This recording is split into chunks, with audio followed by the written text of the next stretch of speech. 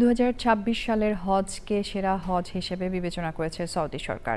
বাংলাদেশের হজ ব্যবস্থাপনাতেও এর ইতিবাচক প্রভাব পড়েছে। 3 মাসের সরকার নতুন ধর্মমন্ত্রী কাউন্সিলর হজ কনসাল হজের অধীনে হজ ব্যবস্থাপনা নিয়ে কিছুটা শঙ্কা থাকলেও সবকিছুকে ছাপিয়ে এবছর সবচেয়ে ভালো হজ ব্যবস্থাপনা হয়েছে বলে জানিয়েছেন হজের সাথে সংশ্লিষ্টরা। মক্কা থেকে MY আলাউদ্দিনের রিপোর্ট।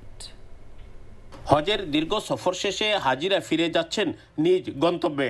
গতকাল থেকে বাংলাদেশের হাজিদের ফিরতি হজ ফ্লাইট শুরু হয়েছে, চলবে 1 জুলাই পর্যন্ত। আমি আগেও একবার 14 সালে এসেছিলাম, এবার 2026-এ এসেছি। আগের ব্যবস্থাপনা থেকে এইবার ব্যবস্থাপনা অনেক ভালো ছিল। তো আমাদেরকে যেহেতু সৌদি গভর্নমেন্টের রুলসগুলো ফলো করেছে এবং আমাদেরকে এখানে ম্যানেজমেন্ট করছে, টিল নাও করছে, এখনো আমরা খুব ভালো আছি। ইনশাআল্লাহ আশা করছি দেশেও ভালো মতোই পৌঁছাবো। এই জন্য বাংলাদেশ সরকারকেও অবশ্যই ধন্যবাদ। মুজদালিফা, তারপরে আপনি মিনা, জামুরা সবগুলোতে আমরা ভালো সার্ভিস পাইছি।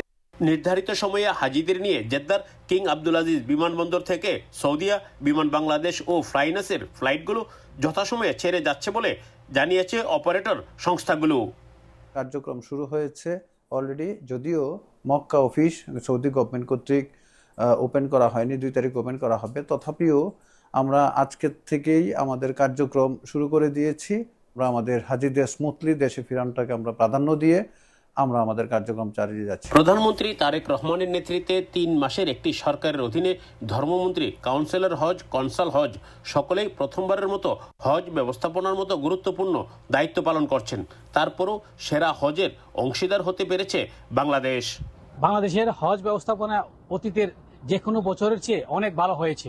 3 মাসের একটি সরকার, ধর্মমন্ত্রী সহ পুরো টিমটাই নতুন। অল্প সময়ের মধ্যে এত ভালো হজ ব্যবস্থাপনা করতে পারবে এটা আমাদের ধারণাই ছিল না।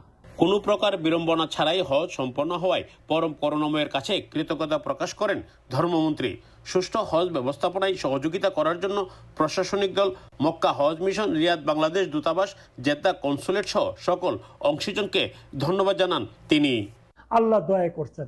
আমার কোনো দক্ষতা নাই, আমার কোনো ক্ষমতা নাই, আমার সাথে যারা কাজ করেন মন্ত্রণালয়ের কর্মকর্তা কর্মচারী বৃন্দ, তাদের কোনো ক্ষমতা নাই, সমস্ত ক্ষমতা আমার আল্লাহর।